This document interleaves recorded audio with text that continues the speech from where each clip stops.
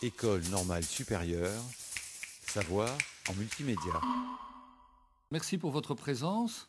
À cette heure-ci, venir assister à des discussions autour de ce petit opuscule léger qui ressemble à Engagez-vous, ce genre de texte qu'on lit rapidement, est tout à fait méritoire de votre part. Donc je ne vais pas du tout faire d'introduction. Je vais céder la parole immédiatement à des premiers intervenants. J'ai demandé à chacun de faire un exposé relativement bref d'une vingtaine de minutes sur le ton sérieux qu'on leur connaît. Ce sont tous des vrais spécialistes de la critique de la raison dialectique, mais peut-être en tenant compte du fait qu'on est entre nous et qu'il est tard et qu'on n'est pas dans un colloque au sens strict du terme, donc sentons-nous une certaine liberté de ton et de parole. On fera un jeu de questions-réponses après chaque exposé et peut-être un temps de discussion plus générale au bout du compte si nous en avons les moyens. Pour mettre un petit peu d'ordre, on commencerait par Arnaud Thomès sur un peu un cadre général, Sartre et le marxisme, Florence Kemax sur la question de l'organisme, qui n'est pas forcément la question la plus travaillée par les marxistes,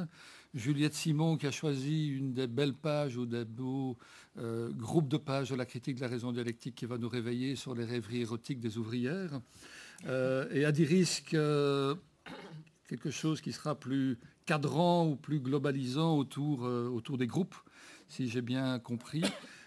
Et on verra si Hubert Herdy-Joubert nous rejoint. Voilà, donc je donne tout de suite la parole à Arnaud Thomès. Je t'en prie, Arnaud.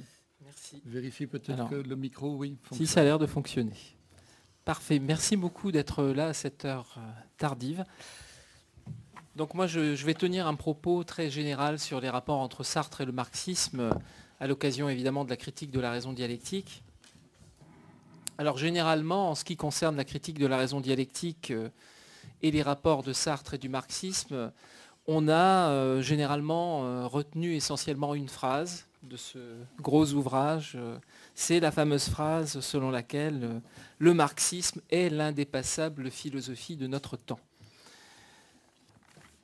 Généralement, on cite cette phrase pour montrer l'aveuglement de Sartre ou son erreur concernant ce qu'on appelle généralement son ralliement au marxisme. Et on estime d'ailleurs que ce ralliement au marxisme serait dû à des raisons essentiellement politiques, de compagnonnage avec le Parti communiste, si bien que Sartre finalement ferait le grand écart entre d'une part une philosophie essentiellement individualiste, essentiellement fondée sur la liberté, l'existentialisme, et puis d'autre part une philosophie au contraire du collectif, une philosophie qui affirme une forme de déterminisme historique très fort. Bref, ce serait d'emblée, de toute manière, une tentative qui serait vouée à l'échec, puisque rapprocher l'existentialisme et le marxisme relèverait vraiment de l'ordre de l'impossible. Alors moi, ce que je voudrais essayer de montrer dans le cadre de cette intervention que je vais essayer de faire brève, mais c'est vrai que c'est un gros morceau quand même, Sartre et le marxisme. Ce que je vais essayer de montrer, c'est que les liens entre Sartre et le marxisme sont des liens qui sont beaucoup plus intéressants que cette présentation très rapide. J'ai commencé évidemment par le préjugé.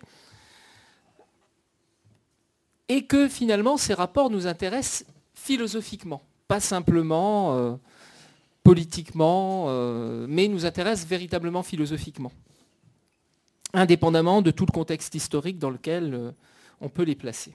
Donc je voudrais me poser essentiellement trois questions ici, c'est-à-dire comment, d'une part, expliquer le rapprochement de Sartre avec le marxisme, à partir des années 50, et évidemment au centre même de la critique de la raison dialectique. La deuxième question, ce sera qu'est-ce que signifie pour Sartre le marxisme ? C'est-à-dire qu'est-ce qu'il entend exactement par ce terme de marxisme ?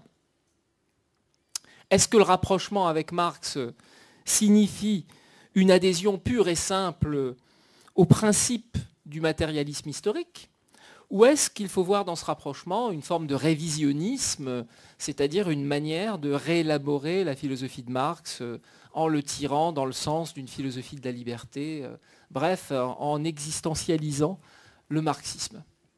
Et puis une troisième question à laquelle je répondrai peut-être pas, mais en tout cas que je lance comme ça, peut-être pour lancer la réflexion, qui est qu'est-ce que peut apporter finalement au marxisme la lecture que Sartre fait de Marx. Est-ce qu'il n'y a pas ici un intérêt très fort dans une période actuelle où on parle beaucoup de refondation du marxisme, de relecture du marxisme? Finalement, on pourrait reprendre justement les analyses et puis les discussions de la critique de la raison dialectique en allant dans ce sens-là. Alors, simplement, je vais rappeler les circonstances de la rencontre avec Marx. La chose essentielle que je voudrais souligner, c'est que si on se penche en fait sur le parcours philosophique global de Sartre, on ne peut pas dire que la rencontre avec le marxisme soit ni un accident, ni quelque chose de tardif. Puisque en réalité, Sartre a toujours manifesté un intérêt et même une sympathie à l'égard de la philosophie de Marx. J'en prends à témoin le premier grand texte philosophique vraiment de Sartre, qui est la transcendance de l'ego. La transcendance de l'ego dans laquelle Sartre se réfère au marxisme de manière extrêmement positive, puisqu'il dit il m'a toujours semblé qu'une hypothèse de travail aussi féconde que le matérialisme historique n'exigeait nullement pour fondement l'absurdité qu'est le matérialisme métaphysique. Donc, Sartre définit d'emblée le matérialisme historique comme une hypothèse de travail extrêmement féconde. Il récuse simplement les thèses métaphysiques sur lesquelles on va fonder généralement ce matérialisme historique, qui sont le primat de l'objet, qui sont l'affirmation d'un déterminisme implacable, la négation de la liberté, la négation de l'autonomie de la conscience. Et pour Sartre, l'un n'implique pas nécessairement l'autre. C'est-à-dire le matérialisme historique n'implique pas nécessairement une position qui soit une position objectiviste ou une position d'un réductionnisme matérialiste. Par la suite, Sartre sera amené à plusieurs reprises à relire Marx de manière approfondie, notamment au moment où il rédige les cahiers pour une morale. Dans les cahiers pour une morale, il y a toute une discussion, tout un débat avec Marx, notamment parce que Sartre a été amené, déjà à l'époque des carnets de la drôle de guerre, à s'intéresser à la question de l'historicité, d'abord par l'intermédiaire de Heidegger, et puis ensuite à la question de l'histoire elle-même. Et là, évidemment, Marx est un interlocuteur absolument nécessaire. Et par conséquent, même si à cette époque, les textes de Sartre sont souvent très critiques à l'égard du marxisme, ou en tout cas de ce que les marxistes ont fait de Marx, Marx qui disait lui-même qu'il n'était pas marxiste, il y a quand même toujours cet intérêt très fort. Effectivement, si on lit un texte comme Matérialisme et Révolution, par exemple, qui est publié après-guerre, immédiate après-guerre, Sartre dénonce finalement à la fois l'idéalisme et le réalisme. L'idéalisme parce qu'il supprime la chose, il supprime l'objectivité. Le réalisme parce qu'il supprime la subjectivité. Donc si on fait du marxisme un réalisme implacable, il est vrai que Sartre va se montrer, de ce point de vue-là, extrêmement critique. Dans les cahiers pour une morale, Sartre va critiquer la philosophie de l'histoire de Marx, qui abolit la libre historialisation du pour-soi dans un schéma abstrait, où finalement la fin de l'histoire est déjà donnée à l'avance, et où le principe de causalité abolit toute forme de créativité historique. Il s'agit pour Sartre, alors très nettement à ce moment-là de son parcours intellectuel, de construire une philosophie de l'histoire qui réfute à la fois l'hégélianisme et le marxisme, et plus largement d'ailleurs, une conception dialectique de l'histoire que Sartre ne saisit pas encore, dont Sartre ne saisit pas encore l'intérêt. Voilà, Sartre dit il convient que l'histoire ait sa crise comme la physique et se dégage de l'absolu hégélien et marxiste. Donc il faut penser l'histoire contre le marxisme, il faut penser l'histoire à partir du pour-soi, à partir même de la possibilité pour le pour-soi, comme dit Sartre, de nier l'histoire, Et donc, la discussion avec Marx n'apparaît absolument pas comme un ralliement, évidemment, aux thèses philosophiques de Marx. Alors, est-ce qu'il y a un revirement dans les années 50 ? Est-ce qu'il y a une espèce d'inflexion ou de rupture épistémologique au moment où Sartre devient non seulement compagnon de route du Parti communiste, mais fait un chemin, fait un bout de chemin avec les dialecticiens, comme il le dit lui-même. Alors, je ne le pense pas. Je ne le pense pas. En réalité, finalement, Sartre retrouve dans Marx quelque chose qui a constamment guidé, je dirais, son intuition philosophique. C'est le souci du concret. Le souci du concret, le souci de dépasser une vision qui soit une vision strictement subjectiviste, ou évidemment son pendant qui est une conception strictement objectiviste. Ce qui intéresse déjà Sartre dans l'être et le néant, ce n'est pas le pour soi, ce n'est pas l'en soi. C'est cette totalité que constitue le rapport du pour soi et de l'en soi, c'est-à-dire précisément ce que Sartre appelle le concret. Et effectivement, il va retrouver chez Marx quelque chose comme une pensée du concret et comme une pensée de l'histoire qui va au-delà des premiers linéaments qu'il a pu poser dans les cahiers pour une morale. Notamment, il va trouver dans le marxisme une philosophie qui permet de donner sa place à la matérialité, notamment à partir des années 50, il est clair que Sartre prend davantage au sérieux l'enracinement historique et social de la liberté. L'histoire, dira Sartre dans un entretien bien connu, m'a appris la force des choses.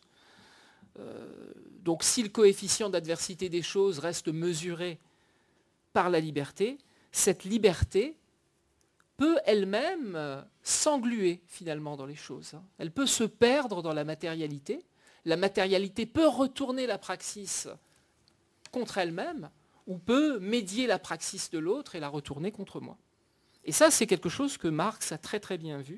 C'est pour ça que Sartre s'oriente de plus en plus vers une relecture de Marx qui trouvera son aboutissement effectivement dans la critique de la raison dialectique. D'où ma deuxième question, qu'est-ce que Sartre entend exactement par marxisme dans la critique de la raison dialectique ? Alors, je rappelle ici un certain nombre de points que souligne Sartre dans Question de méthode notamment. C'est que Sartre ne se donne pas comme quelqu'un qui chercherait à compléter le marxisme ou à réviser le marxisme. Le matérialisme historique existe, il est déjà là, dit Sartre. Il n'a pas à être créé. Il n'a pas non plus à être révisé. Mais en revanche, il a à être fondé, dit Sartre, et critiqué. Le texte, évidemment, critique de la raison dialectique, paraphrase ici, ou reprend la formule kantienne. C'est-à-dire qu'il s'agit de montrer les conditions de possibilité et les conditions de légitimité de l'approche de Marx. C'est ça, une critique de la raison dialectique. Il s'agit de se demander à quelles conditions une rationalité dialectique est possible. Et plus précisément, à quelles conditions la raison dialectique, telle qu'elle s'exprime dans la philosophie de Marx, est légitime.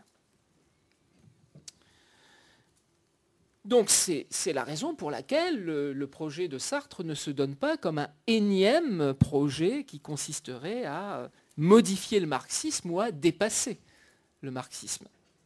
Je cite Sartre, « Un prétendu dépassement du marxisme ne sera au pire qu'un retour au pré-marxisme, au mieux que la redécouverte d'une pensée déjà contenue dans la philosophie que l'on a cru dépasser. Quant au révisionnisme, c'est un truisme ou une absurdité. Il n'y a pas lieu de réadapter une philosophie vivante, qui est le marxisme bien sûr, pour Sartre, au cours du monde. Elle s'y adapte elle-même à travers 1000 initiatives, 1000 recherches particulières, car elle ne fait qu'un avec le mouvement de la société. » Donc, ou bien le marxisme est mort, et donc il convient de passer à une autre vision du monde, ou bien le marxisme est encore une philosophie vivante, ce que pense Sartre, et alors il est capable de s'adapter par de nouvelles initiatives aux nouvelles questions que va poser l'époque, aux nouvelles questions que va poser la société. Comme on le voit, ce que Marx entend par le terme de marxisme, ce que Sartre entend par le terme de marxisme, c'est quelque chose de bien particulier. C'est-à-dire que le marxisme est avant tout défini comme une philosophie, ce qui est quand même problématique puisqu'on sait que les rapports de Marx avec la philosophie sont des rapports extrêmement complexes et qu'on a pu poser le marxisme d'ailleurs comme une anti-philosophie ou comme une rupture avec la philosophie. Alors qu'est-ce que c'est qu'une philosophie d'ailleurs, d'après Sartre ? La philosophie, dit Sartre dans Question de méthode, doit être à la fois totalisation du savoir, méthode, idée régulatrice, arme offensive et communauté de langage. Donc, la philosophie est une certaine conception du monde, finalement, par laquelle la classe montante, dit Sartre, prend conscience d'elle-même. La philosophie cartésienne, par exemple, d'après Sartre, c'est la manière dont la classe bourgeoise prend conscience de son pouvoir, de sa domination sur le monde, notamment de sa domination technique. Mais la philosophie n'est pas une simple idéologie. Elle est aussi la totalisation de tous les savoirs d'une époque grâce à un certain nombre de schèmes directeurs. Par exemple, chez Descartes, c'était le mécanisme. Elle constitue également un programme de recherche pour le futur, ce que Sartre appelle donc aussi une idée régulatrice, ici. Et donc le marxisme répond parfaitement à cette définition complexe. C'est à la fois, certes, une certaine conscience de classe, mais c'est également une totalisation du savoir, et avant tout, nous dit Sartre, un programme heuristique, qui, à partir d'un certain nombre d'outils conceptuels, notamment la méthode dialectique, la lutte des classes, l'intelligibilité du conflit, nous permet de construire un certain savoir sur la société, un certain savoir sur l'histoire, qui est en même temps un instrument critique. Toute philosophie est pratique, écrit Sartre, même celle qui paraît la plus contemplative. La méthode est une arme sociale et politique. Évidemment, le marxisme répond parfaitement à ces exigences, puisque le marxisme se présente comme une arme critique par rapport au réel, par rapport à la société qui se donne à nous, par rapport à l'économie politique, par exemple. Et le marxisme fait explicitement de la transformation du monde, du devenir philosophique du monde, son objectif. Bref, le marxisme n'est pas un simple corpus doctrinal, ni un ensemble de dogmes figés. Le marxisme, c'est une véritable épistémée et en même temps une arme critique qui permet de transformer le monde.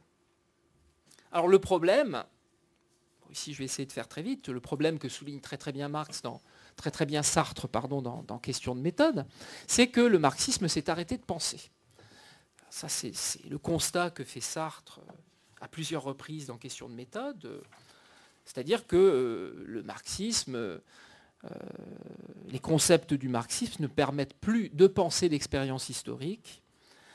Et au lieu de partir de l'expérience, le marxisme se contente de replacer cette expérience dans un système de coordonnées données à l'avance, de concepts a priori.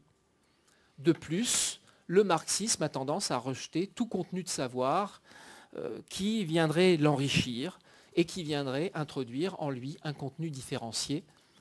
Sartre pense en particulier à la psychanalyse ou à la sociologie. Et il a des mots très durs par rapport à ce marxisme appauvrissant qui s'identifie à la terreur, écrit Sartre, par son refus inflexible de différencier. Donc il convient de donner au marxisme sa pleine extension, de le faire sortir du dogmatisme, qui l'a provisoirement arrêté dans son mouvement. Puisque Sartre a les mots suivants qui sont assez surprenants. Il écrit « Le marxisme est tout jeune, presque en enfance.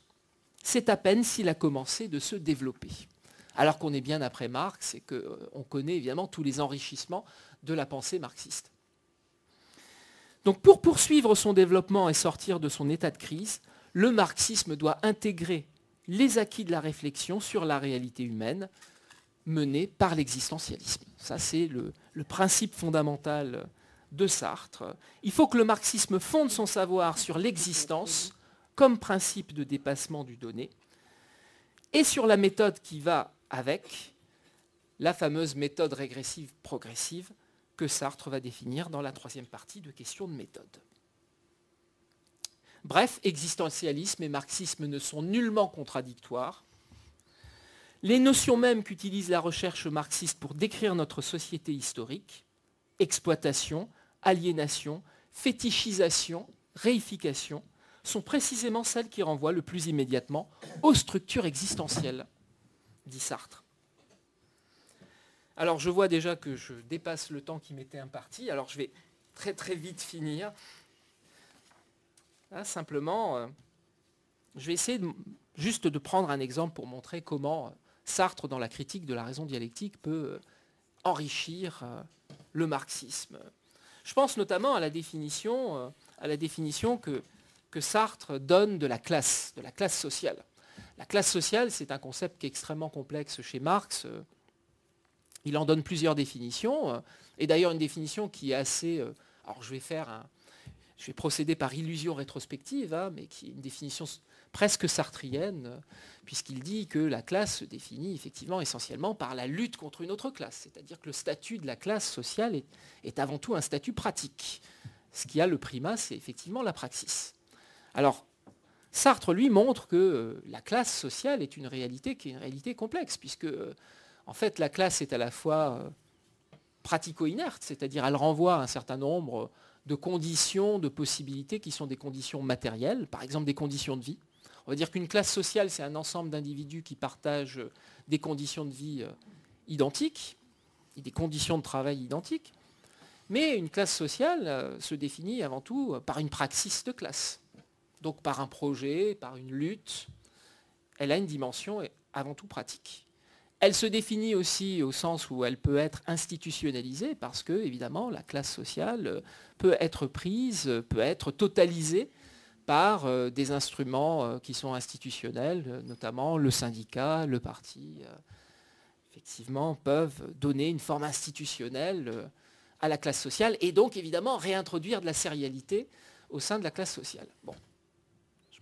Adi Risk parlera de manière beaucoup plus complète que moi de toutes ces dimensions-là. Ce qui fait que Sartre rénove complètement l'approche, notamment de la lutte des classes, par exemple, dans la critique de la raison dialectique, en montrant que la lutte des classes ne peut pas être posée simplement comme la conséquence inerte d'un ensemble de conditions qui seraient des conditions purement matérielles. Il a une image très, très célèbre qui consiste à dire que si finalement on fait de la lutte des classes le simple produit d'une situation économique donnée, ou de la contradiction entre les rapports de production et le mode de production, eh bien, ça n'est plus une lutte. Ça n'est pas plus une lutte que le volet qui va battre contre le mur, dit Sartre. Et il y a toute une relecture extrêmement stimulante et extrêmement féconde de la lutte des classes et du rôle et du statut que devrait tenir la lutte des classes dans une relecture de l'histoire qui ne doit surtout pas verser dans l'économisme. Évidemment, le péché d'un certain marxisme, c'est quand même l'économisme, qui consiste à faire finalement de l'histoire le produit inerte d'un certain nombre de conditions matérielles ou de faire de l'histoire un procès sans sujet, pour citer une formule célèbre. C'est précisément ce que ne veut pas faire Sartre.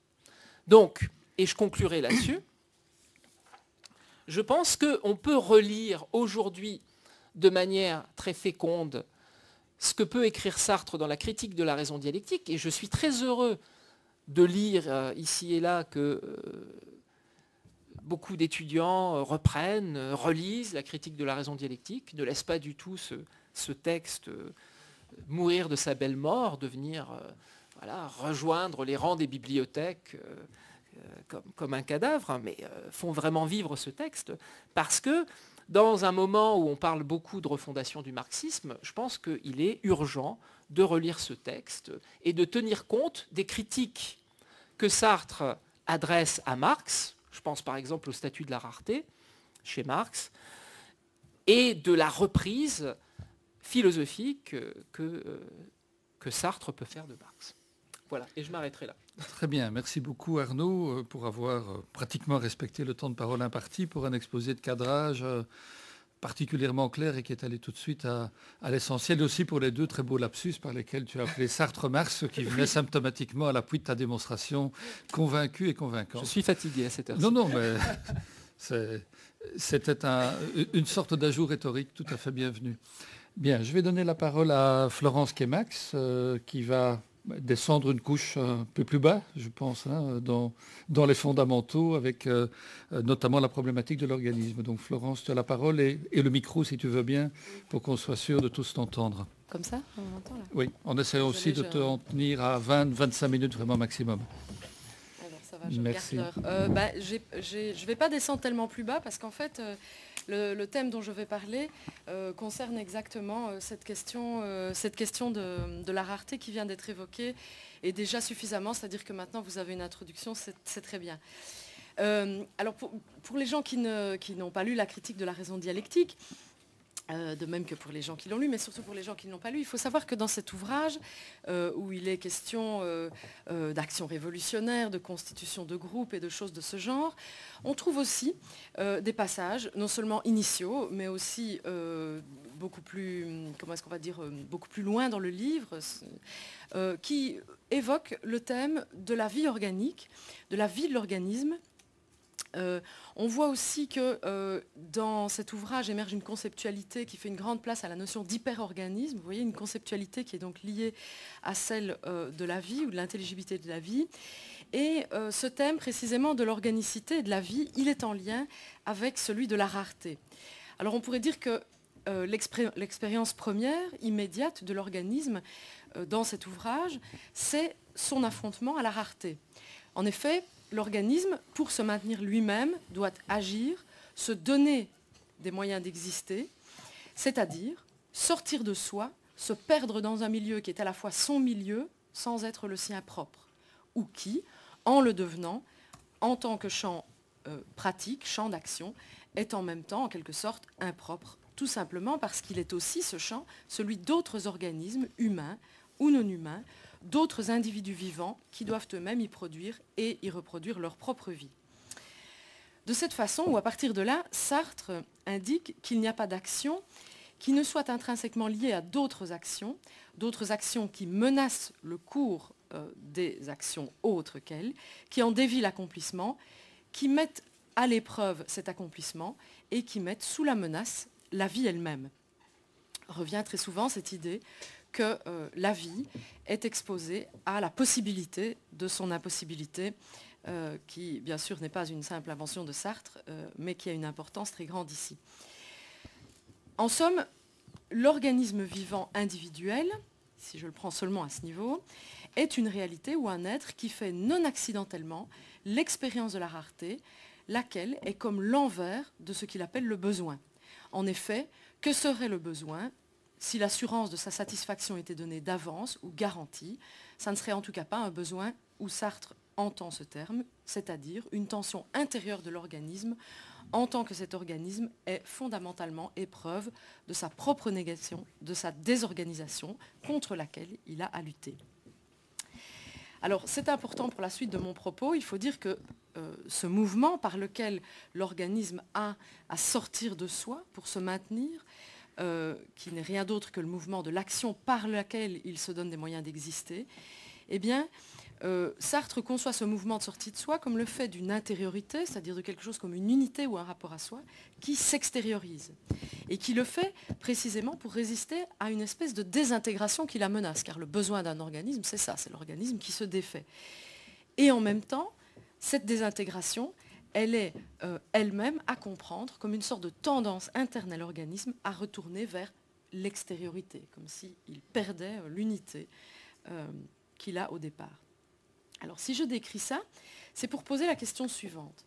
On pourrait se demander, donc si vous avez lu L'être et le néant et que vous plongez ensuite dans la critique de la raison dialectique, on pourrait se demander si ou pourquoi, en deçà du vocabulaire ontophénoménologique qui permet de penser déjà le lien d'intériorité entre le pour soi et l'en soi, et en quelque sorte entre l'intériorité et l'extériorité, pourquoi Sartre aurait besoin de partir de la vie? Sartre aurait-il besoin de partir d'un plan naturaliste où le besoin vital serait la source ou l'origine de l'histoire? Pourquoi placer le besoin en arrière-plan ou au soubassement de ce qui s'appelait d'abord le projet, le dépassement? Pourquoi placer le besoin en deçà ou sous ce qui était qualifié d'abord ou autrefois comme désir? Pourquoi placer le besoin comme quelque chose de plus profond que le désir ou le projet, plus profond que la liberté comme puissance d'arrachement ou négativité? Alors nous savons que Sartre n'a jamais cherché dans les déterminations vitales l'explication ultime du devenir de l'humanité. Ce n'est pas de l'enjeu vital qu'on doit tirer tous les efforts d'une critique de l'économie politique. Sartre n'a jamais emprunté cette voie d'explication et il n'a jamais cessé d'affirmer l'autonomie de ce qu'il appelle la praxis, c'est-à-dire ce qui s'appelait autrefois le projet, à l'égard de la vie. Il a affirmé l'impossibilité d'engendrer spéculativement l'histoire humaine comme un épiphénomène de la nature. Alors pourquoi cette insistance du thème de la vie dans la critique, plus précisément du besoin ou encore de l'organisme individuel qui fait l'épreuve de la rareté? Pourquoi cette insistance dans l'élaboration de la critique? Pourquoi cette insistance alors que la critique s'efforce d'élaborer l'armature conceptuelle qui est nécessaire à l'intelligibilité dialectique des relations humaines les plus complexes? La critique cherche en effet l'armature conceptuelle des configurations d'antagonisme et d'unité qui sont absolument irréductibles à l'abstraction d'une simple lutte pour la survie. Quel est alors le rôle de la notion d'organisme dans la critique? Quel est le statut de la vie organique, ou plus exactement de la vie organique affrontée à la rareté, dans l'expérience dialectique et même dans la dialectique historique? Alors, poser cette question, ça revient en fait à expliciter l'idée selon laquelle la rareté est, je cite, la condition matérielle de l'historicité, ou encore moteur passif de l'histoire. La signification de cette notion de condition, c'est une condition, ce n'est pas l'origine, c'est une condition. Cette notion de condition signale rien moins que la mise en œuvre d'une rationalité, d'un modèle d'intelligibilité spécifique qui est irréductible aux rationalités qu'on trouve à l'œuvre dans les sciences de la nature ou de la nature vivante. Ce que dit cette notion, que la rareté, l'affrontement de la vie organique à la rareté, ce qu'elle signale, cette notion de condition, c'est d'abord, au fond, une question et une exigence de méthode. Alors je vais essayer de le dire assez vite, c'est que cette question de méthode, elle est importante. Elle dit en effet que, ou elle ne dit pas en tout cas, que l'histoire humaine se distingue de la nature comme on distinguerait de secteurs ontologiques substantiellement distincts. Ce n'est pas la distinction de l'esprit et de la matière. Elle ne dit pas non plus qu'on doit comprendre l'ordre humain comme un règne de signification, le rêve d'une culture ou d'une histoire qui serait arrachée à la nature. Et c'est même ce que Sartre dénonce sous le terme de humanisme instrumentaliste. Ce qu'il appelle l'humanisme instrumentaliste, ce serait l'idée que, au fond, tout ce qui intéresse l'homme dans la nature n'est que la représentation ou la construction culturelle que l'homme impose à cette nature. Sartre tient ferme au contraire à l'idée que l'histoire humaine emporte avec elle l'histoire de la vie matérielle. L'enjeu de la méthode est ici en fait une question de point de vue. Une rationalité analytique qui n'est pas la sienne, une rationalité causaliste de la nature, ou de l'autre côté une philosophie de l'esprit ou de la culture non dialectique, ont en fait pour horizon et pour point de vue la totalité, le regard du spectateur désincarné, désitué. Et elles ont aussi parfois pour fantasme implicite le sans reste, le mirage d'un procès sans sujet, comme on en a parlé tout à l'heure, ou de la subjectivité absolue. A l'inverse, Sartre revendique pour la rationalité dialectique d'être une rationalité qu'il dit située. Elle n'a pas affaire à un secteur particulier de l'être, ce n'est pas cela qui la distingue. Sa caractéristique est d'être l'explicitation immanente, située, d'une expérience en train de se faire qui est à la fois la sienne et celle des autres et que pour cette raison, elle ne peut totaliser. Mais c'est bien du même monde qu'elle parle, du même monde que cette rationalité analytique ou causaliste de la nature. C'est bien du même monde qu'elle parle, de cette même vie humaine, intégralement matérielle, irréductiblement multiple, continuellement transformée et affrontée et liée constitutivement à de l'inhumain ou au non-humain. Et la question de l'inhumain est rémanente dans cet ouvrage. Alors ce point de vue situé, cette question du point de vue situé nous apparaît peut-être aujourd'hui comme une banalité de la théorie de l'histoire. Il est évident que nous parlons toujours de quelque part, depuis une certaine époque, etc. Il est fondamental pour Sartre parce qu'il est intrinsèquement lié à ce qui est l'enjeu d'une intelligibilité dialectique de l'histoire humaine. Alors je rappelle, après Arnaud, que la critique, c'est un ouvrage qui est écrit contre le dogmatisme dialectique et matérialiste, et surtout contre la violence politique que soutenait et autorisait ce dogmatisme. Au cœur de la critique, il y a la tentative de définir les conditions auxquelles il est possible de penser que ce n'est pas la liberté humaine pure qui serait le secret final de l'histoire et qui en définirait le cours. Au cœur de cette tentative, il y a l'idée que ce sont les luttes, les antagonismes, la violence même qui font le moteur de l'histoire. Et que ces luttes et ces antagonismes sont comme l'envers de cette liberté ou son terrain de déploiement. C'est l'idée, en d'autres termes, que l'intelligibilité de l'histoire doit faire sa part au négatif et que c'est la dialectique comme rationalité immanente à l'expérience qui peut se ressaisir de cette négativité-là et non une autre.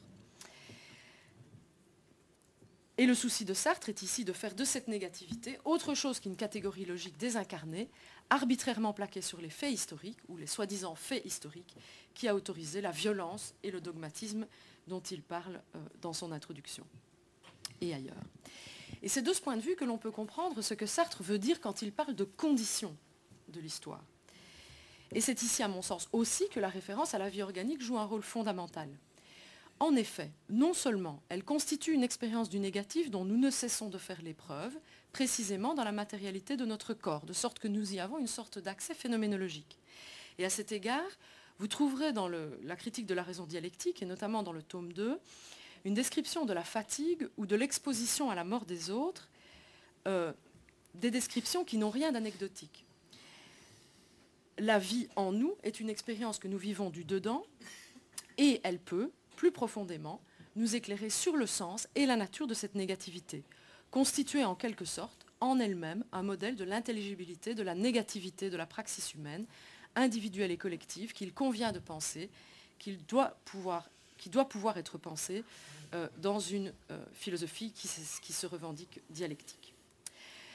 Alors, je vais dire très brièvement que j'estime que ceci est important parce que cela implique, à mon avis, un certain déplacement par rapport aux thèses de l'être et le néant, qui, à travers le concept de néantisation, cède en quelque sorte au seul pour soi toute la charge du négatif, comme si l'ontologie phénoménologique obéissait encore pour partie à l'idée que la liberté tient à la seule puissance d'arrachement à l'égard de l'en-soi. On sait que la théorie de la liberté de 1943 a souvent suscité des interprétations erronées sur le caractère absolu de la liberté. Le recours à la vie organique, qui, je le dis encore une fois, est une manière de nous donner à expérimenter phénoménologiquement la négativité et de nous donner à la penser non dogmatiquement, ces recours à la vie organique corrigent en fait définitivement l'erreur possible au sujet de l'être et le néant et précisent le sens qu'il faut donner à la liberté humaine comme constitutivement finie ou limitée. Il s'agit, à travers cette question de la vie organique affrontée à la rareté, de prendre au sérieux, et dans son sens le plus matériel ou matérialiste, la facticité et la contingence, c'est-à-dire la finitude radicale de l'opération de la praxis. La finitude n'est plus ici le fait d'une conscience qui ne peut se retotaliser dans d'une opération spéculative, c'était le cas dans l'être et le néant. La finitude était d'abord la marque d'une conscience qui ne peut pas se réfléchir intégralement. La finitude n'est pas non plus le fait d'une conscience qui ne peut pas se justifier dans une opération éthique de fondation de soi-même. Et la finitude n'est plus seulement, non plus, le mot qui désigne un pour soi affronté à la résistance qu'oppose l'en-soi des choses à ces opérations, selon une sorte de métaphysique des rapports conscience-chose qui est peut-être encore en filigrane de l'être et le néant. À travers le besoin et la rareté, et donc, d'une certaine manière, grâce à cette attention à la matérialité de la vie, Sartre donne à voir l'expérience d'une contingence et d'une précarité qui est véritablement interne, quelque chose comme une limite intérieure ou constitutive vécue dans l'immanence matérielle.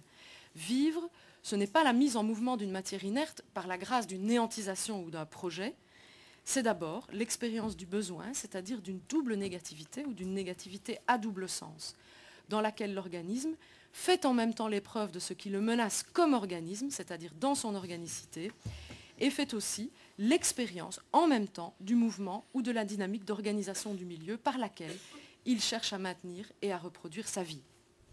Alors j'ai dit en commençant que cette double négativité est comprise par Sartre comme à la fois un mouvement d'intériorisation et d'extériorisation, ou plutôt d'intériorisation de l'extériorité et inversement. Alors ceci s'explique par le fait que l'organisme doit se faire l'outil de lui-même, emprunter aux forces de l'univers hors de lui les ressources dont il a besoin, et un univers qu'il ne peut pas s'approprier sans entrer en action avec les autres organismes pratiques, avec les organismes pratiques qui le partagent. Alors je crois que je pourrais développer un peu plus profondément, mais on n'en a pas le temps. Alors je voudrais dire à ce sujet 2-3 choses qui me paraissent importantes.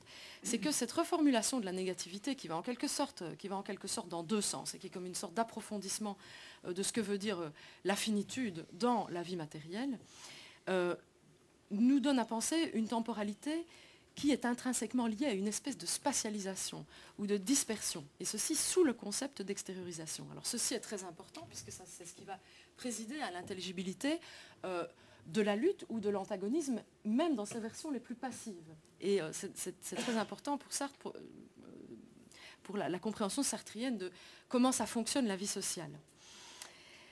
Et je pense que si on s'attache à cette question, ou à ce problème, alors on voit que la question politique qu'on peut poser à travers cela n'est pas seulement celle d'un affinage de la négativité indépassable qui traverse ou qui travaille le cours historique. Je dirais en fait que par là même, Sartre ouvre une autre question, ou une question intéressante, lorsqu'il pense cette espèce de violence originaire qui est au cœur de la vie, qui commence avec la vie et qui est comme elle la condition sous laquelle se déploie l'histoire humaine. La vie est tout aussi bien exposition à la mort, à la destruction, à ce qui la défait sans cesse, que réponse à cette urgence et à cette menace.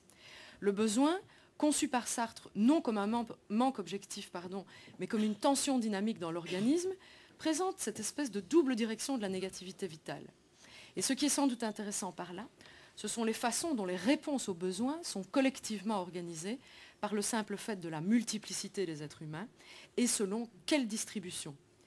Ces distributions, ou cette réponse aux besoins, ces besoins évidemment dont je parle ne sont pas strictement biologiques ou naturels, au sens de transhistorique, puisqu'ils sont façonnés dans l'histoire et la société, mais ce que sont les sociétés dans l'histoire et l'enjeu de leur transformation est intimement lié à la façon dont ces réponses aux besoins sont collectivement organisées, structurées ou systématisées. Et je dirais qu'en tenant le besoin et la rareté comme marque fondamentale de la vie, on voit que la vie ici n'a rien d'une simple puissance d'auto-affirmation, ni non plus d'une simple conservation de soi ou persévérance, c'est plutôt toujours l'affirmation de la réorganisation du champ pratique. En tenant le besoin et la rareté pour des conditions de l'histoire, Sartre définit peut-être les enjeux d'une politique, celle d'une sorte d'économie de la vie dans tous ses aspects, et surtout des modalités sous lesquelles non seulement les différentes vies se distribuent et se hiérarchisent, il me semble que c'était l'enjeu aussi des discussions sur le colonialisme que nous avons entendu tout à l'heure, et une économie dont l'enjeu ou dont les enjeux sont les modalités différentielles sous lesquelles les vies sont affrontées au problème de leur extériorisation dans le champ pratique. Autrement dit, il y a des vies qui, plus que d'autres, font l'épreuve de leur extériorisation, et il y en a qui le font d'une façon radicale parce qu'elles sont exposées à la mort, quoi. Et voilà, c'est ce que j'ai à dire. Merci Florence. Je vais donner la parole maintenant à Juliette Simon pour un troisième exposé. Et par ailleurs, je me réjouis que le livre suscite des passions. C'est bien une des raisons pour lesquelles on en parle. Vous allez avoir peut-être des éléments de réponse ici sous un angle plus phénoménologique, plus concret, mais ce n'est pas du tout un exemple anecdotique non plus que Juliette Simon va évoquer. Je t'en prie, Juliette. Merci Vincent. Oui, j'ai pris un angle d'attaque beaucoup plus modeste et ponctuel. D'abord, je me suis dit, c'est la nuit, on sera tous fatigués. Et puis, je vais essayer de trouver quelque chose qui renvoie à la nuit. Et donc, je me suis souvenu de l'histoire de ce rêve, qui n'est pas un rêve nocturne, qui est un rêve diurne et éveillé, qui est le rêve de l'ouvrière spécialisée, l'ouvrière à la chaîne, qui est en train de rêver. Elle rêve le jour en travaillant, mais elle rêve à la nuit. Je cite Sartre. Elle rêve pendant qu'elle est en train de faire le geste mécanique. Elle se rappelle la chambre, le lit, la nuit, tout ce qui ne concerne que la personne dans la solitude du couple. Elle peut se rappeler le plaisir de la veille, rêver à celui du lendemain, ou encore raviver indéfiniment le trouble ressenti à l'occasion d'une lecture. Alors qu'est-ce que c'est pour Sartre la vérité brutale de ce rêve qui nous assène tout de suite? On n'a pas le temps de rêver. C'est la machine qui, en elle, rêve de caresses. Il nous dit presque que la machine se masturbe à travers l'ouvrière, en gros. Alors son thème, c'est ce qu'il appelle l'expérience de la nécessité. C'est ça qui est en jeu dans cet exemple. Les exemples sont très importants chez Sartre. Alors qu'est-ce que c'est la nécessité? Il commence par une définition négative. Il dit la nécessité, ce n'est pas du tout la contrainte que je rencontrerai, que j'éprouverai. Ce n'est pas un obstacle qui s'oppose à ma liberté, un obstacle que je pourrais dépasser. L'exemple qu'il donne souvent d'ailleurs dans plusieurs livres, c'est une pente escarpée qu'il faudrait grimper par grande chaleur. Bon, il se peut très bien que j'y arrive, il se peut très bien que je doive remanier mon projet, il se peut aussi que j'échoue, mais dans le pire des cas, l'intelligibilité que ma pratique se donnera d'elle-même ne sera pas entamée, parce que la possibilité de l'échec, elle fait partie de la pratique, elle fait partie du calcul des risques et des chances quand on a un projet. Ce n'est pas ça, la nécessité. La nécessité, ce n'est pas l'échec de l'action, c'est quand l'action nous est volée. Et que l'action nous soit volée, ça ne peut pas nous arriver du fait de la seule matière, mais seulement du fait de la matière ouvrée, c'est-à-dire de la matière travaillée, de la matière où c'est déposé, où c'est imprimé une liberté. Alors je reviendrai à mon ouvrière spécialisée, mais je garde là l'exemple du chemin de montagne. Quand est-ce que je ferai l'expérience de la nécessité? Je ferai l'expérience de la nécessité si, par exemple, un piège m'a été tendu. Là, l'exemple de Sartre devient militaire. C'est aussi un exemple très récurrent. Si, par exemple, l'ennemi a changé les panneaux de signalisation pour m'envoyer dans une embuscade, alors que moi, je crois aller vers mon but. Et je vais vers mon but avec mes propres moyens, de toute ma liberté, de toute la force de ma liberté, si vous voulez. Et je suis abusée par quoi? Par une pratique déposée dans de la matière qui m'est immédiatement transparente parce que le sens de la matière nous est transparent. C'est devenu du sens. La matière est devenue du sens. Et c'est là qu'il dit... Je fais l'expérience de la nécessité. Je fais l'expérience de la nécessité quand c'est déjà trop tard, quand j'ai été piégée, quand je suis allée là où il ne fallait pas aller et que je ne puis me reprocher aucune déficience, aucune faute d'attention. J'ai fait tout ce qu'il fallait pour aller vers mon but et en faisant tout ce qu'il fallait, j'allais vers un avenir qui était en réalité déjà dépassé. Je me faisais dépasser. C'est ça la nécessité. Bon, alors, cet exemple de l'embuscade, de la ruse, c'est un premier exemple. Et puis, il dit tout de suite, c'est une approximation, c'est pas vraiment ça. Parce que la vraie expérience de la nécessité, en réalité, c'est un piège qui n'est agencé par personne. C'est un piège qui n'est pas intentionnel. C'est une machination sans machinateur, comme il dit de l'histoire que c'est une totalisation sans totalisateur. Dans cette machination, les machines, je me rapproche de mon ouvrière, elles occupent une place stratégique parce qu'elles sont par excellence une figure de ce que Sartre appelle le pratico-inerte, c'est-à-dire l'englument faussement réciproque où dans leur relation, la praxis et la matière, le projet et la matière, se défigurent l'une l'autre et deviennent méconnaissables. Le pratico-inerte, c'est notre pratique réifiée, ce sont les choses tellement humanisés que nous ne les rencontrons plus comme des obstacles et que nous les confondons avec notre liberté. Si les machines piègent les travailleurs, ce n'est pas parce qu'un patronat maléfique mène délibérément les ouvriers à leur perte de la même façon qu'en guerre, l'ennemi peut par une manipulation m'entraîner dans une embuscade. C'est parce que ma praxis, qui est toujours en train de s'objectiver, de s'extérioriser, croit se retrouver dans l'objet machine qui est lui-même le produit d'une praxis objectivée. Alors maintenant, je reviens à mon ouvrière qui pense qu'elle s'évade dans ses rêveries sexuelles pendant que son corps se prête à la tâche stéréotypée que la machine attend d'elle. Dans L'être et néant, Sartre disait qu'un épicier qui rêve est une insulte à son client parce que la fonction de l'épicier, elle requiert la déférence et l'empressement. L'ouvrière spécialisée qui rêve, elle, et qui croit en rêvant se réfugier dans son intimité la plus profonde, tout en dominant aisément le geste que lui demande d'elle la machine, en réalité est parfaitement adéquate à sa fonction, alors même qu'elle croit la dépasser. C'est la machine qui en elle rêve de caresses, dit Sartre. Cette phrase, elle est terrible. L'ouvrière croit qu'elle est au-delà de la machine, alors qu'en réalité, son rêve, sa rêverie, c'est précisément le rendement optimal de la machine qu'il exige d'elle. Sartre dit « La machine semi-automatique requiert de l'ouvrière qu'elle se fasse semi-automatique. Si l'ouvrière mobilisait son intelligence, son geste ralentirait. Son activité exige l'absence d'intelligence, exige une concentration sur le rythme gestuel, c'est tout.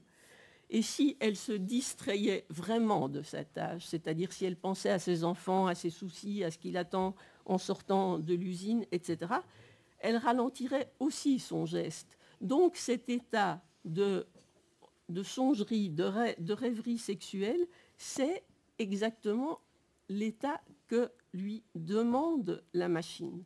Et c'est l'état dans lequel elle croit échapper à la machine. Alors dans un texte de jeunesse, bien avant que Sartre ait conscience de l'horizon indépassable du temps, etc., il caractérisait déjà ces légendes de la vérité, un texte que connaît très bien Vincent, il caractérisait déjà les machines, je cite parce que simplement la phrase est belle, il disait que les machines sont de hargneuses idées qui serrent dans leurs griffes un morceau de fonte ou d'acier. Les machines, ce sont des idées, ce n'est pas de la matière, c'est des idées matérialisées.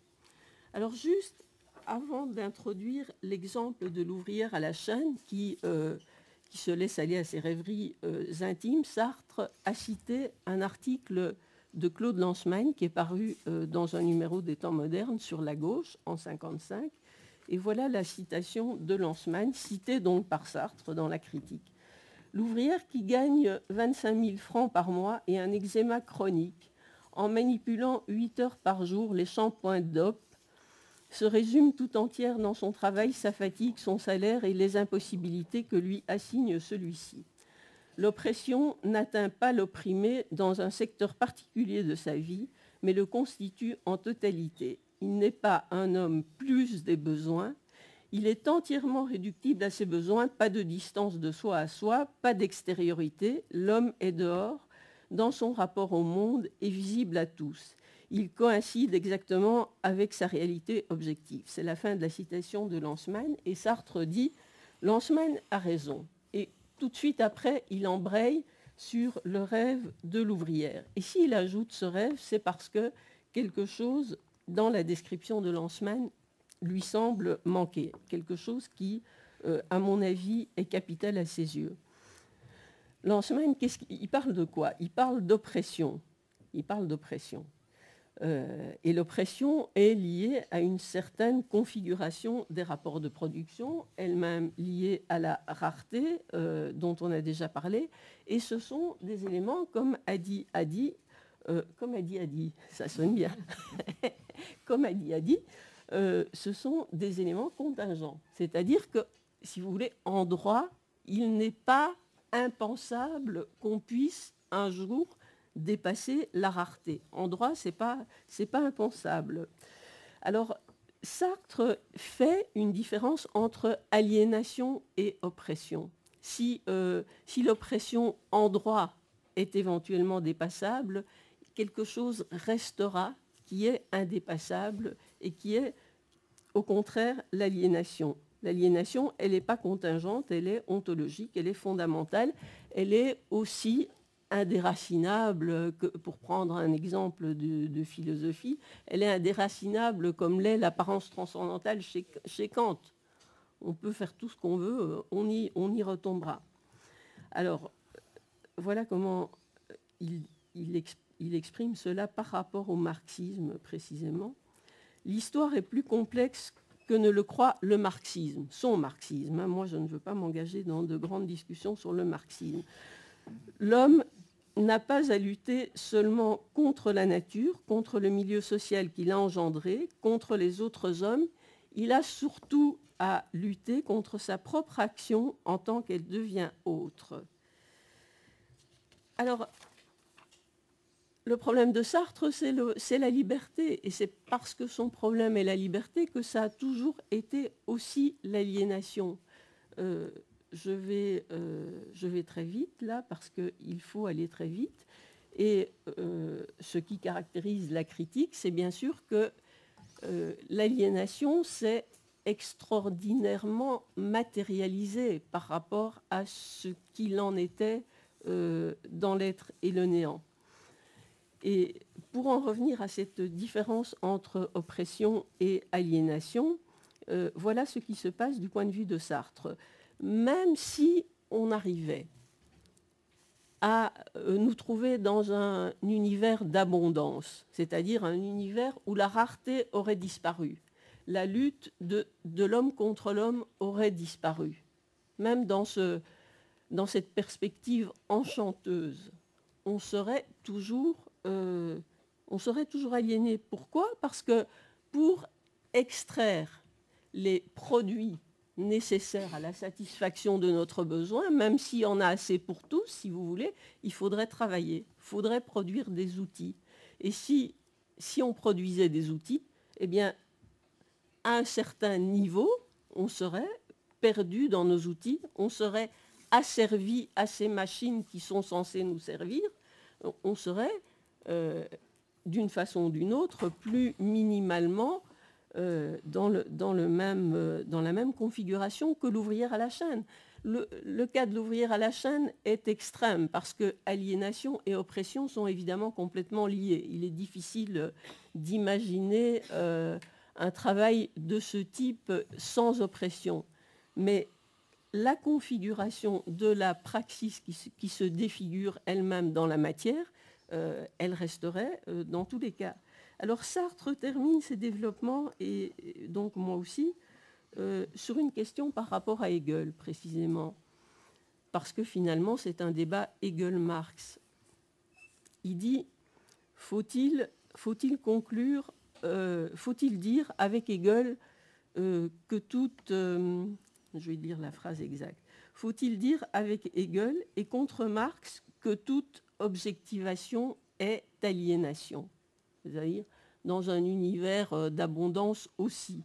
Et alors il répond en filou, comme il répond très très souvent dans la critique, il répond, devinez, oui et non. Et alors je crois que dans ce oui et non, le oui en réalité pèse beaucoup plus que le non. Le oui veut dire oui, l'histoire est tragique pour toujours. Je veux dire, même s'il n'y avait plus de rareté, on serait encore aliéné. Le non veut dire non, n'allez pas croire que je suis un idéaliste et que je pense que la nature peut se résorber dans l'esprit. Non. Mais surtout, oui, l'objectivation sera toujours aliénation. L'objectivation n'est jamais l'expression pure d'une liberté triomphale. Voilà. Je vous remercie. Merci Juliette. un exemple très concret donc, de ce que je disais tout à l'heure. C'est bien pire que dans un certain marxisme constitué tel que Sartre le découvre. Il y a effectivement de l'aliénation, il y a de l'objectivation, il y a des contre-finalités, il y a des chocs en retour contre la praxis qui sont tout à fait indépendants d'un certain mode précis de production avec son exploitation typiquement capitaliste. Et donc, la possibilité éventuellement de changer le cours de l'histoire au sens où on modifierait le mode de production n'implique pas pour autant une libération par rapport à la matérialité, à ses contraintes et à ses impacts. Et de ce point de vue-là, c'était assez insoutenable pour les marxistes. Je vous donne la parole tout de suite. Je me souviens notamment de la lettre à Jean-Paul Sartre que Garaudy avait écrite très rapidement après la critique de la raison dialectique, où un de ses motifs d'indignation, bien entendu, était de lire sur la plume de Sartre. Il avait très bien compris, même si Sartre, effectivement, parfois évite de trop choquer ses amis marxistes, Garaudy avait très bien compris que pour Sartre, dans un univers socialiste, on retrouverait exactement les mêmes éléments tragiques de l'histoire, comme le disait Juliette, que dans un univers capitaliste, et que même une abondance socialiste, de toute façon, ne ferait pas échapper à des formes de rareté, et à des formes d'inégalité, à des formes de contre-finalité. Ce serait simplement un autre mode de distribution des biens, mais pas du tout une sortie de notre condition matérielle. Donc voilà, je résume très abruptement une des thèses centrales. Je propose qu'Adi entame maintenant son exposé proprement dit, puisqu'il y a sûrement un lien direct. Je voulais vous parler un tout petit peu du sous-titre, critique de la raison dialectique, c'est une théorie des ensembles pratiques. Et donc, c'est une manière aussi d'évoquer d'ailleurs ce rapport critique au marxisme. Disons que ce qui a été souvent reproché à Sartre, à propos de sa lecture de l'histoire, de la formation sociale, du devenir dialectique, on lui a souvent reproché de ne pas partir du fait social, de ne pas partir de l'idée de société. Et effectivement, Sartre ne part pas de l'idée de société. On va à la fois déconstruire la notion de société et on va la produire avec toute l'intelligibilité, toutes les médiations que cela suppose. Mais ça ne signifie pas pour autant que Sartre oppose à la société ce qu'on pourrait appeler un individualisme, l'individu fermé sur lui-même, ou l'individu atome, pourrait-on dire, ou l'individu replié effectivement sur son désir, sur sa vie privée, sur l'appropriation, etc. Disons que ce que Sartre fait bouger, et c'est pour ça que ça s'appelle ensemble, théorie des ensembles pratiques, c'est finalement ce rapport individu, société. C'est pour ça qu'il est plus pertinent de parler à propos de Sartre, il est un des premiers à thématiser de manière nette la notion de multiplicité pratique, de multiplicité sociale. On n'a pas besoin d'évoquer comme ça spontanément, je ne ferai pas ce soir, un autre concept qui est très en vogue aujourd'hui, deux concepts qui sont très en vogue aujourd'hui, le concept de multitude et de manière encore plus pertinente, plus technique, si on veut, le concept de transindividuel, mais les deux concepts ne sont pas sans avoir des échos dans la pensée de Sartre. Je m'explique. Le concept de l'individu de Sartre, c'est un concept finalement de l'existence singulière qui est directement et spontanément en relation avec autrui. En quelque sorte, je suis constitué par autrui. Autrui est un peu l'expression de ma facticité. Et en même temps, je me rapporte par négation interne à l'autre. C'est-à-dire que cette relation qui me constitue, je suis en même temps pris en elle, et je suis toujours, en quelque sorte, comme en dehors d'elle, susceptible de m'en exclure. L'exclusion et l'inclusion sont liées.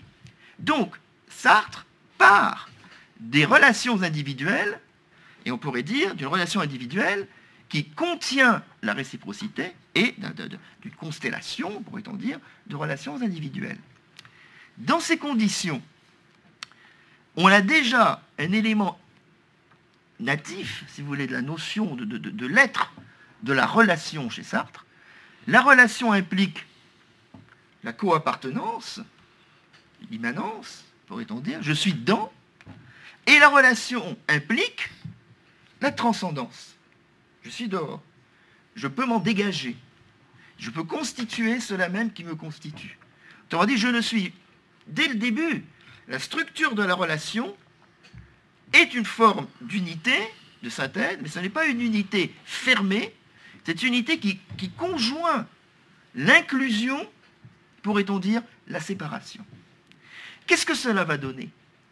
Vous pouvez, sur cette situation initiale, cette situation logique initiale, vous greffer la rareté d'une part, les conditions organiques et le rapport à la matérialité, et vous allez avoir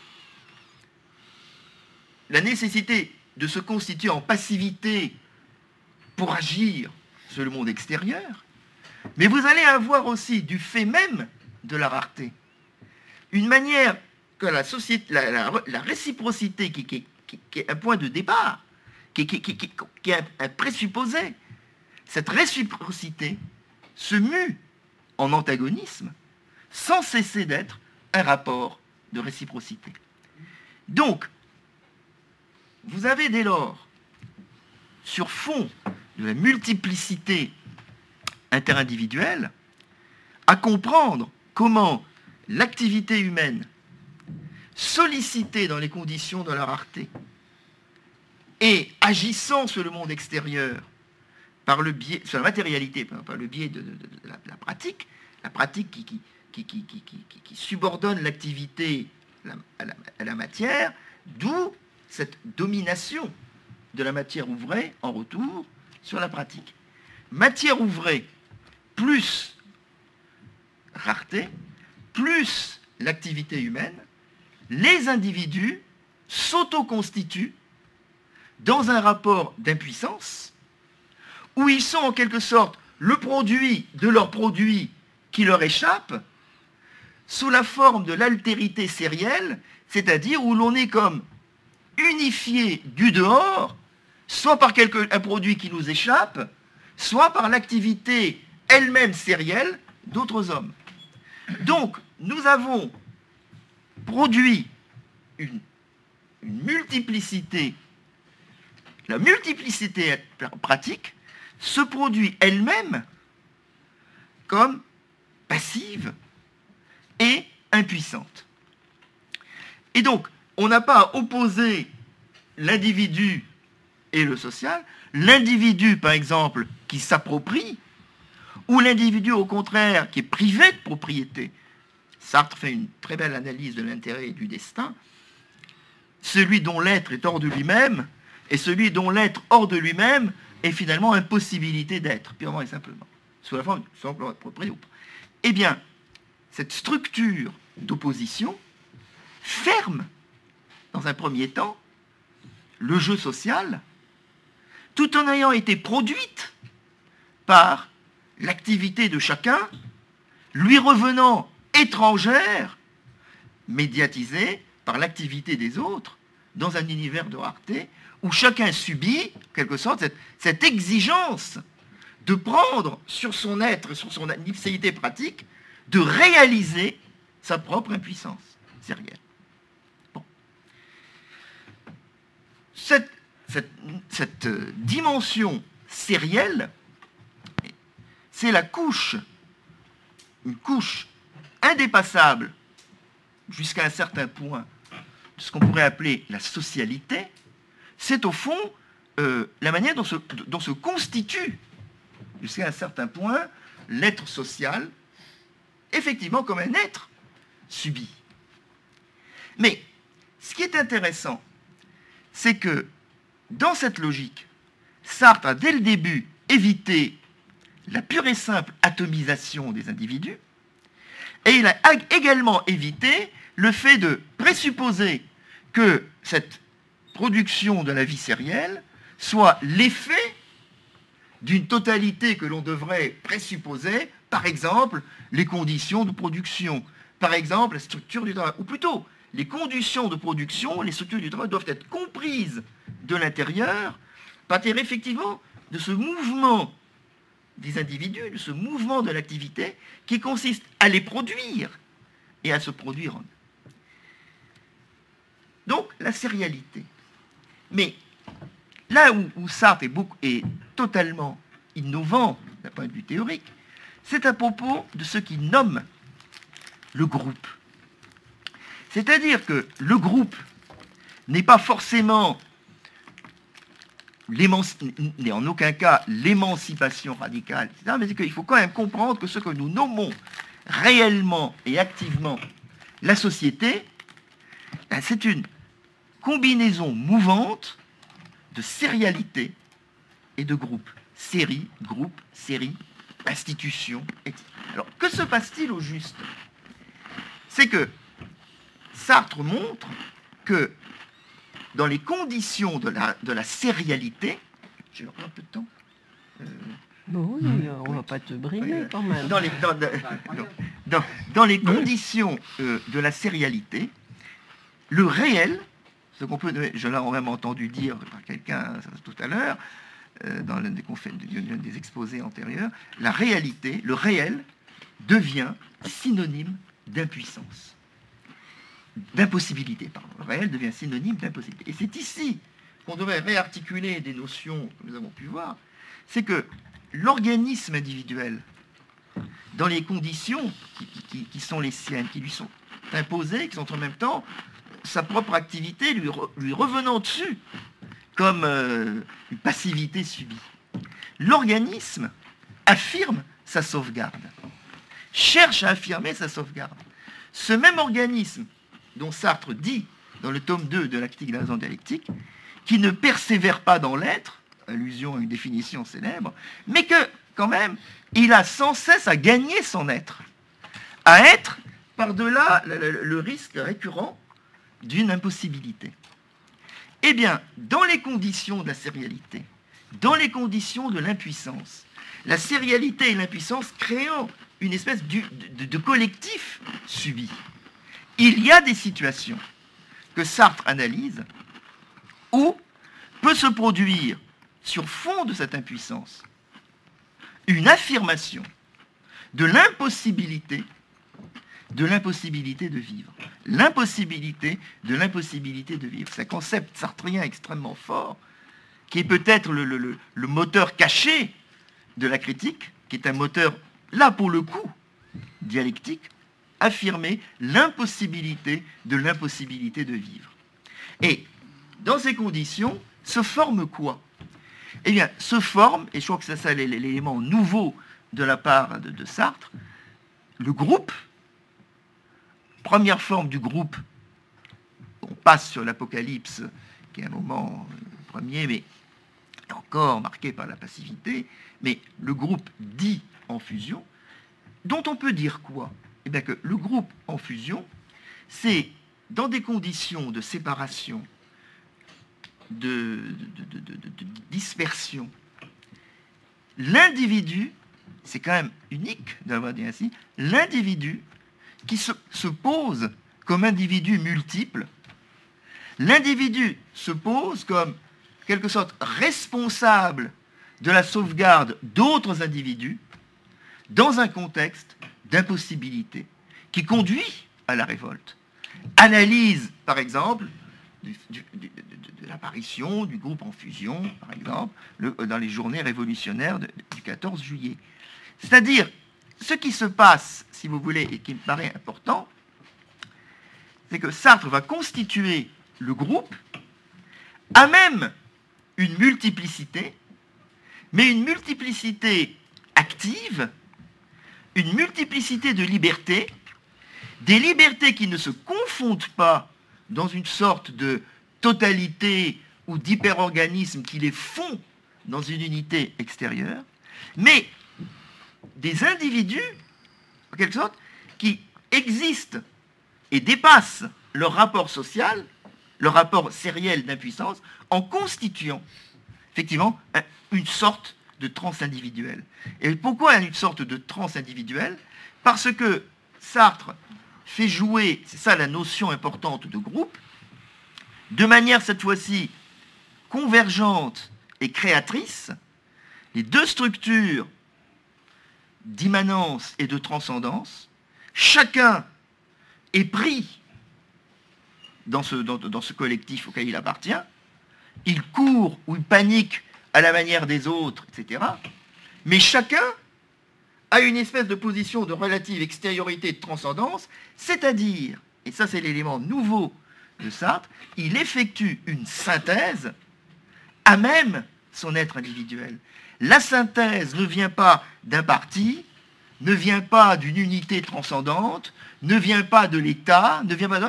La synthèse, elle est à même chaque individu, mais chaque individu devenant, comment pourrait-on dire, l'élément ternaire, l'élément intermédiaire qui effectue la synthèse des autres. Autrement dit, Sartre a cette formule que je trouve intéressante, le groupe en fusion n'a pas besoin d'unité excédentaire qui lui serait comme imposée, parce que ce groupe en fusion est marqué par une pluralité, on pourrait même dire par une infinité de puissance synthétique. C'est-à-dire la puissance synthétique de tout individu en tant qu'il est porteur, constituant de la relation humaine. Et donc vous avez, et là Sartre se distingue, si vous voulez, du marxisme, c'est-à-dire que la multiplicité des activités constituantes, des singularités constituantes, reste la matrice originaire, la matrice active de toute réalité sociale. Autrement dit, on peut penser le social comme une élévation de l'individuel à une puissance de liaison. Et on n'a pas besoin d'un opérateur de liaison autre. Donc, là, cela signifie qu'on peut penser une multiplicité active à rebours de la synthèse en altérité, en situation d'impuissance, de cette même multiplicité. Autrement dit, ce qu'on peut nommer transindividuel avec Sartre, c'est cette possibilité toujours ouverte de l'avènement, pourrait-on dire, d'une union des libertés. Alors, à partir de là, ce qui est important, et on fait souvent une espèce de contresens, ce groupe en fusion, on croit que groupe en fusion, c'est embrassons-nous Folleville, tout le monde ne fait plus qu'un. C'est pas ça, c'est que dans la chaleur de l'action, à une certaine température de l'action, il y a convergence. Il y a convergence, effectivement, la métaphore n'est pas fusionnelle au sens affectif, elle est fusionnelle au sens métallurgique. C'est-à-dire, on est fondu dans la dispersion, pourrait-on dire, dans la multiplicité des activités. Donc, ça veut dire quoi? Ça veut dire que les ensembles pratiques sont des ensembles qui demeurent des ensembles marqués par une détotalisation, c'est-à-dire ils n'ont pas d'unité. Mais cette détotalisation, on ne doit plus la penser sous la forme d'une espèce de défaut ou d'impossibilité de penser la vie sociale, mais finalement d'une puissance de totalisation qui est présente, mais d'une puissance de totalisation qui ne s'achève pas. Parce qu'en même temps, la structure de l'histoire, la structure politique, ça va être que sur fond de ce groupe, les institutions essaient d'agréger une forme d'unité pour durer, mais qu'en même temps, dès qu'il y a une forme d'unité pour durer, il y a de nouveau des processus de sérialisation, de représentation, de dispersion, ce qui fait que les individus sont pris dans un jeu social où ils sont eux-mêmes et en un même mouvement porteurs d'activité et de passivité.